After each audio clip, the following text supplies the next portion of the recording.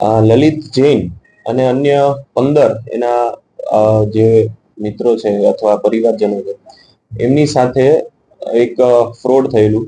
તો એને પોલીસ સ્ટેશને આવીને અરજી આપેલી. વિગત જાણતા જણાઈ આવેલ કે મહેશ જાંગડા, એનો સગો ભાઈ અને એનો ભત્રીજો, ટોટલ 3 લોકોએ એમની સાથે અલગ અલગ ઇન્વેસ્ટમેન્ટ કરવાની લાલચ આપી વિવિધ પ્રકારના પૈસા એ કેશમાં અને ઓનલાઈન પણ ઇન્વેસ્ટ કરાવ્યા અને કોઈ પણ જાતનું વળતર એને આપેલું નહીં અને પોતે ફરાર થઈ ગયેલો. એવી રીતની એની ફ્રોડની હકીકત જાણવામાં આવેલ. તેથી રામોલ પોલીસ સ્ટેશને ગઈ તારીખ 15 ઓક્ટોબર 2025 ના રોજ BNS ની કલમ 316, 318 અને 61(2) મુજબ ગુનો દાખલ કરવામાં આવેલ છે. એની એમઓમાં એવું છે, એ મહેશ જાંગડા પોતે એક મેડિકલ સ્ટોર ચલાવે છે અને પોતે કન્સ્ટ્રક્શન કંપની એસ્ટાબ્લિશ કરી અને વિવિધ કન્સ્ટ્રક્શન કરવાનું હોય.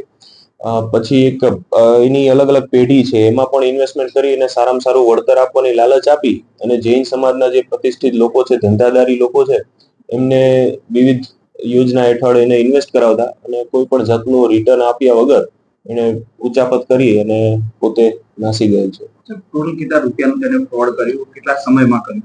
હાલ 16 ફરિયાદીઓ આપણી સાથે છે અને એમની ટોટલ અમાઉન્ટ 5,50,00,000 જેટલી અંદાજિત અમાઉન્ટ થાય છે.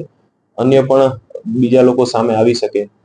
પૂછપરછમાં અત્યારે તો એવું જ કહે છે કે પોતે પણ જે જગ્યાએ ઇન્વેસ્ટ કર્યું હતું એમાં એને લોસ થયો છે અને એવી રીતે. પણ વાસ્તવિક તો હવે રિમાન્ડ મેળવી અને પછી વિગત તે તપાસ કરશું ત્યારે જાણવા મળશે. પોતે મેઇન એનો બિઝનેસ મેડિકલ સ્ટોરનો છે. વર્ષોથી એ મેડિકલ સ્ટોરના વ્યવસાય સાથે જ સંકળાયેલો છે.